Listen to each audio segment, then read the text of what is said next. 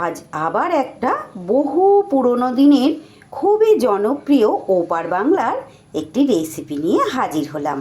নমস্কার বন্ধুরা, রূপার সিম্পল অ্যান্ড ডেলি লাইফে সবাইকে স্বাগত। আজকের রেসিপি লাউ ভাপা, সম্পূর্ণ নিরামিষ, অত্যন্ত সুস্বাদু একটি রেসিপি, যেটা আমার মায়ের কাছে শেখা। তাহলে চলুন বন্ধুরা, দেরি না করে কিভাবে তৈরি করলাম রেসিপিটি দেখে নিই।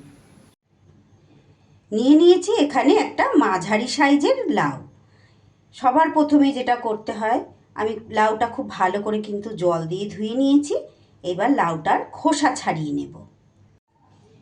লাউ কিন্তু আমি দেখুন সুন্দর করে খোসা ছাড়িয়ে এইভাবে বড় বড় টুকরো করে ধুয়ে নিয়ে চলে এসেছি। একটু দানা দানা ভাব ছিল বন্ধুরা, তাই এই জায়গাগুলোকে আমি দানার অংশগুলো কিন্তু ফেলে দিয়েছি। এরকম দানা নিলে কিন্তু হবে না, একদম কচি লাউটা ছিল না, একটু দানা হয়ে গিয়েছিল, তাই দানার অংশ আমি ফেলে দিয়েছি। এইবার যেটা করব, এইবার একটা গ্রেটার নিয়ে নিয়েছি।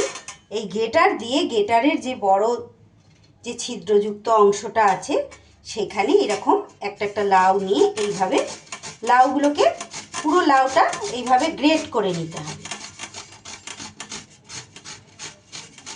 আমার চ্যানেলে এই ধরনের নিত্য নতুন রেসিপি পেতে প্লিজ বন্ধুরা আমার চ্যানেলটা সাবস্ক্রাইব করুন, পাশে থাকা বেল আইকনটা অল করে রাখুন, যাতে করে যখনই আমি নতুন ভিডিও আপলোড করব সবার আগে আপনাদের কাছে নোটিফিকেশান পৌঁছে যায়, আর আপনারা সেটা সময় সুযোগ মতো দেখে নিতে পারেন। আর এই কাজটি অলরেডি যারা করে দিয়েছেন, মানে আমার পুরনো বন্ধু, তাদেরকে জানাই অসংখ্য ধন্যবাদ আর অনেক ভালোবাসা। যে সকল বন্ধুরা প্রত্যেক দিন আমার সঙ্গে থেকে আমার রেসিপিগুলো দেখেন। এইভাবে পুরো লাউটাকে কিন্তু গ্রেট করে নিতে হবে। আসলে এই রেসিপিটি কিন্তু পূর্ব বাংলার বহু পুরনো দিনের একটা রেসিপি। আমরা যদিও এদেশীয়, আমরা কিন্তু পূর্ব বাংলার নই, আমরা পশ্চিম বাংলারই মানুষ। কিন্তু আমার মা, মানে আমার বাপের বাড়ির পাশে একজন বয়স্ক ভদ্রমহিলা থাকতেন, ওনারা ছিলেন পূর্ববঙ্গের। তার কাছ থেকে আমার মা কিন্তু রান্নাটা শিখে প্রায় সময় এই লাউয়ের রেসিপিটা তৈরি করতেন। অত্যন্ত সুস্বাদু হয় বন্ধুরা। লাউ তো ভীষণই একটা ঠান্ডা, মানে কি বলবো, পেট ঠান্ডা শরীর ঠান্ডা করার মতো একটা সবজি। আর এই গরমকালে কিন্তু লাউ খাওয়া আমাদের বিশেষ করে দরকার। আর একঘেয়ে কোনো রেসিপিই তো ভালো লাগে না, এইভাবে যদি খান। আর লাউয়ের রেসিপি বেশিরভাগ নিরামিষ খেতেও ভালো লাগে, আবার আমিষ খেতেও কিন্তু ভালো লাগে। আর বিভিন্ন ধরনের একটু নতুন নতুন আইটেম করলে তো বাড়ির সবাই বেশ খুশিই হয়। তাই আজ আমি আমার মায়ের হাতে সেই বহু পুরনো দিনের রেসিপিটা আপনাদের সঙ্গে শেয়ার করছি। আশা করছি আপনাদের ভালো লাগবে। সঙ্গে থাকুন বন্ধুরা, পুরো রেসিপিটা দেখলেই বুঝতে পারবেন যে কতটা লোভনীয় হয়েছে। ভীষণ লোভনীয় হয় এটা। ভাত দিয়ে, গরম ভাতের পাতে খেতে যে কি লাগে! নিরামিষ দিনে এক পদেই পুরো ভাত আপনাদের খাওয়া হয়ে যাবে। চাইলে এটা আপনারা রুটির সাথেও খেতে পারেন, তবে এটা গরম ভাতের সাথে বেশি ভালো লাগবে। পুরোপুরি লাউটা কেটে নিয়ে ফিরে আসছি। সরি বন্ধুরা, লাউ কেটে নিয়ে নয়, লাউ গ্রেট করে নিয়ে আমি কিন্তু চলে এলাম। পুরো লাউটাই সুন্দর করে আমার গ্রেট করা হয়ে গেছে, দেখুন ঠিক এইভাবে। আর এই যে লাউয়ে তো প্রচুর জল, এতে কিন্তু অনেক জল বেরিয়েছে। জল কিন্তু একদমই ফেলা যাবে না, এই জল শুদ্ধই কিন্তু লাউটা আমি রান্না করব। এইবার এইদিকে আমি গ্যাসে বসিয়ে দিয়েছি কড়াই। কড়াইতে খুব অল্প পরিমাণ 2 চামচের মতো সর্ষের তেল আমি দিয়ে দিলাম। যে কোনো ভাপা ধরনের রেসিপি তো সর্ষের তেলেই করতে হয়, এটা তো আমরা সবাই জানি। দিয়ে দিচ্ছি এখানে খুব সামান্য পরিমাণ একটু কালো জিরে। এইবার কালো জিরেটা একটু ভাজা ভাজা হয়ে গেলে দিয়ে দেব আমি গ্রেট করে রাখা লাউ। আমি কিন্তু পুরো লাউটা এখানে নিইনি বন্ধুরা, 4 ভাগের 3 ভাগ লাউ কিন্তু নিয়েছি। 1 ভাগ, মানে 4 ভাগের 1 ভাগ লাউ কিন্তু আমি রেখে দিয়েছি। যদিও এটা দেখতে লাগছে অনেকটা, এটা রান্না করলে কিন্তু একদমই কমে যাবে, যেহেতু লাউতে প্রচুর জল আছে। গ্যাসটা কিন্তু আমি বাড়িয়ে দিয়েছি, কারণ জলটা তবেই কিন্তু তাড়াতাড়ি হবে। কাঁচা লাউয়ের তো কিছুই করার, কাঁচা সবজির কোনো কিছু করলেই ভালো লাগে না, লাউয়ের যে একটা কাঁচা ভাব গন্ধটা আছে সেইটা কিন্তু চলে যাবে, আর বেশ লাউটা কিন্তু সিদ্ধও হয়ে যাবে। এবার আমি এর মধ্যে দিয়ে দেব নুন।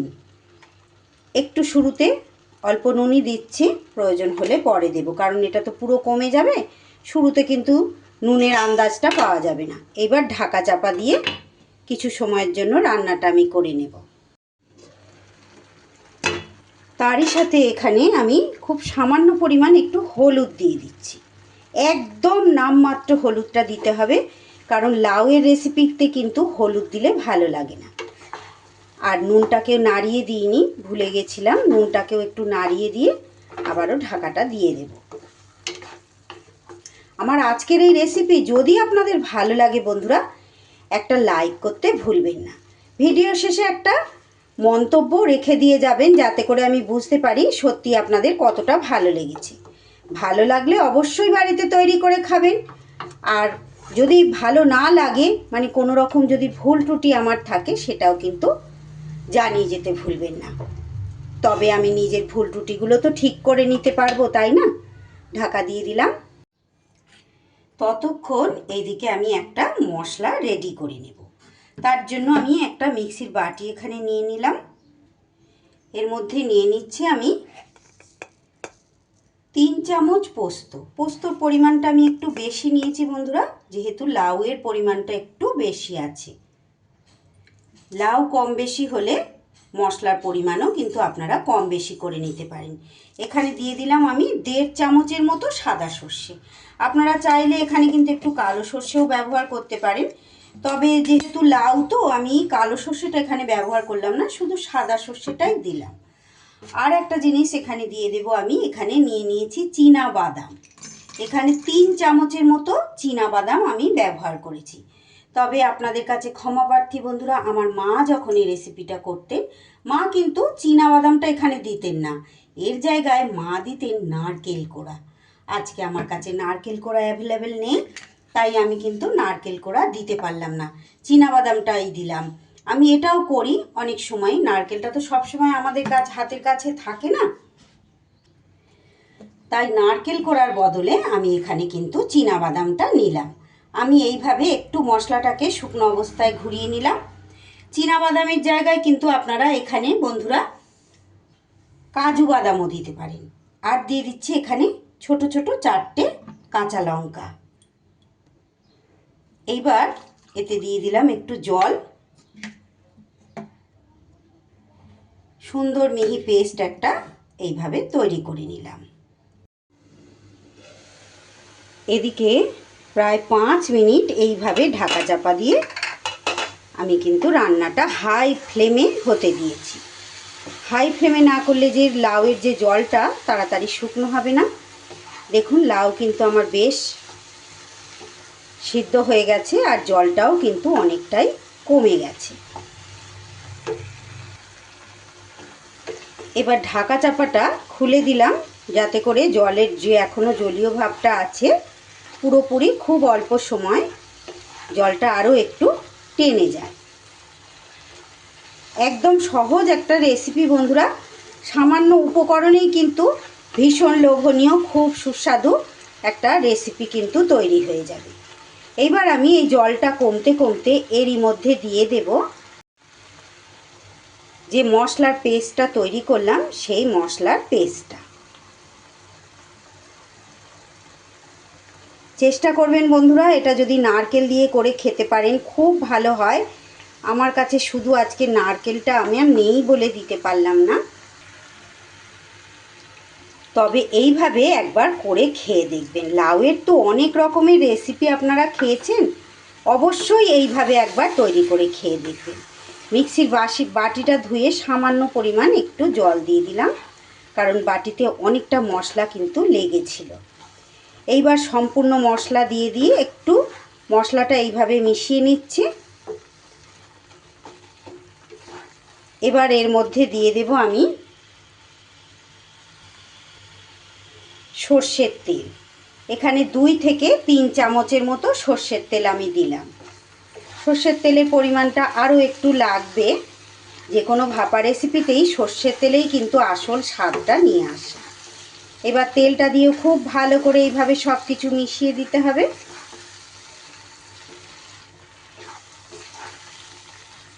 আর আমি দিয়ে দেব এখানে খুব সামান্য পরিমাণ একটু চিনি। একান্ত যাদের শারীরিক সমস্যা বা প্রবলেম থাকবে, চিনি খাওয়া বারণ, তারাই চিনিটা বাদ দেবেন। না হলে অবশ্যই এখানে একটু চিনি দেওয়ার চেষ্টা করবেন বন্ধুরা, না হলে কিন্তু রেসিপিটা খেতে ভালো লাগবে না। চিনিটাও দিয়ে সব কিছু এইভাবে মিশিয়ে নিচ্ছি। সুন্দর করে সব মিশিয়ে নিয়ে এইবার আমি এখানে দিয়ে দেব 2টো চেরা কাঁচা লঙ্কা। কাঁচা লঙ্কা এর বেশি দেয়া যাবে না, কারণ বেটে দিয়েছি। লাউয়ের রেসিপি কিন্তু বেশি ঝাল একেবারেই ভালো না। গ্যাস আমি কিন্তু কমিয়ে দিয়েছি, দিয়ে আবারও এইরকমভাবে রান্নাটা কিন্তু হতে দেব। এই ভাপে ভাপেই লাউটা কিন্তু রান্না হবে। এইভাবে ঢাকা চাপা দিয়ে 2 মিনিট রান্নাটা আমি করে নিলাম। এত সুন্দর ফ্লেভার আসছে বন্ধুরা যে কি বলবো, এত সুন্দর ফ্লেভার আসছে। ঢাকাটা খুলতেই দারুণ সুন্দর একটা ফ্লেভার আসছে। এইবার একটু নাড়িয়ে চাড়িয়ে দিয়ে আমি অফ ক্যামেরায় দেখে নিয়েছি বন্ধুরা, নুনটা একটু কম আছে। এখানে একটু নুন দিয়ে দিলাম সামান্য পরিমাণ। তারই সাথে এবার দিয়ে দেব কিছুটা ধনেপাতা কুচি।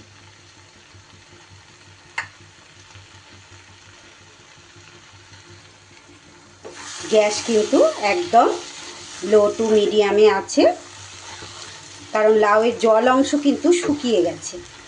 এবার গ্যাস বাড়ালেই কিন্তু নিচে লেগে যাবে। সব কিছু ধনেপাতাটা দিয়ে একটু এইভাবে মিশিয়ে নিতে হবে। আরও একটু সময় ঢাকা খুলে এইভাবে নেড়ে চেড়ে আমি রান্নাটা করে নেব। আমার আজকের রেসিপিটা আপনাদের কেমন লাগলো বন্ধুরা? যদি ভালো লাগে অবশ্যই বাড়িতে ট্রাই করবে, আর আমাকে একটা কমেন্ট করে জানিয়ে যেতে ভুলবেন না যে আপনাদের কেমন লাগলো। যে সকল বন্ধুরা এখনও পর্যন্ত আমার চ্যানেলটা সাবস্ক্রাইব করেননি, আমার রেসিপিটি আজকে ভালো লাগলে আমার চ্যানেলটা সাবস্ক্রাইব করে আমার পাশে থেকে যান। আর ফেসবুক পেজ থেকে দেখে থাকলে আমার পেজটা ফলো করার অনুরোধ রইল। যে কোনো দিন এটা তৈরি করে নিতে পারেন, যেহেতু এটা সম্পূর্ণ নিরামিষ। খুব লোভনীয় আর খুবই সুস্বাদু। আর লাউ যেহেতু একটা স্বাস্থ্যকর রেসিপি তো বটেই, আপনারা কিন্তু তৈরি করে গরম ভাতের সাথে পরিবেশন করতে পারেন।